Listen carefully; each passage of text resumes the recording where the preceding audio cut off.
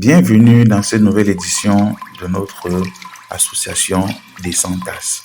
Aujourd'hui, nous allons parler des principaux aspects des droits à l'eau et à l'assainissement. Le droit international des droits de l'homme oblige les États à œuvrer en faveur de l'accès universel à l'eau et à l'assainissement pour tous, sans aucune discrimination, tout en accordant la priorité aux personnes qui en ont le plus besoin. Les éléments fondamentaux des droits à l'eau et à l'assainissement sont les suivants: la disponibilité, l'accessibilité, le caractère abordable, la qualité et la sécurité, et enfin, l'acceptabilité. Nous les présenterons un à un tout au long de cette vidéo. Comme premier principe fondamental, nous avons l'acceptabilité.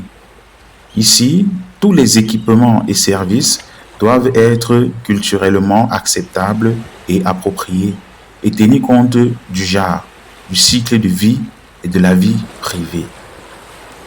Ceci dit, tout individu, toute personne a droit à l'eau, peu importe qu'il soit une femme ou un homme, un enfant ou une personne âgée. Alors, le deuxième principe, ce sera la qualité et la sécurité de l'eau. C'est-à-dire que l'eau destinée à des usages personnels et domestiques doit être salubre et donc exempte de microbes, de substances chimiques et de risques radiologiques qui constituent une menace pour la santé. On parle bien ici d'une pollution de l'eau.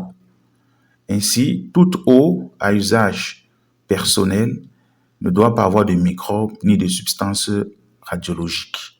Elle doit être de très bonne qualité et de très bonne sécurité. Le caractère abordable.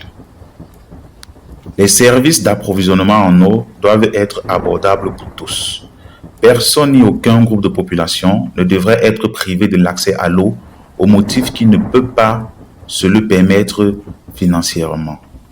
C'est-à-dire quoi? C'est-à-dire que l'eau, c'est la vie. Et pour cette raison, l'eau ne doit pas avoir de prix. L'eau doit être abordable pour tous, afin que nul ne manque de l'eau, peu importe sa classe sociale, qu'il soit riche ou pauvre. L'eau doit être accessible à tous. Oui, très souvent, il faut entretenir le matériel qui permet d'avoir de l'eau. Alors là, il faudrait que le montant demandé aux populations pour avoir accès à cette eau soit vraiment accessible pour cette population-là. Ce qui nous amène au prochain principe qui est l'accessibilité. Ce principe veut dire que l'eau et les installations d'assainissement doivent être accessibles physiquement et sans danger pour toutes les couches de la population, en tenant compte des besoins de groupes particuliers, notamment les personnes handicapées, les femmes, les enfants et les personnes âgées. L'eau doit être accessible à tous de manière physique, c'est-à-dire que personnellement ou individuellement, chaque être humain peut se rendre justement au lieu où se trouve de l'eau sans un danger. Nous finirons donc avec le principe de disponibilité.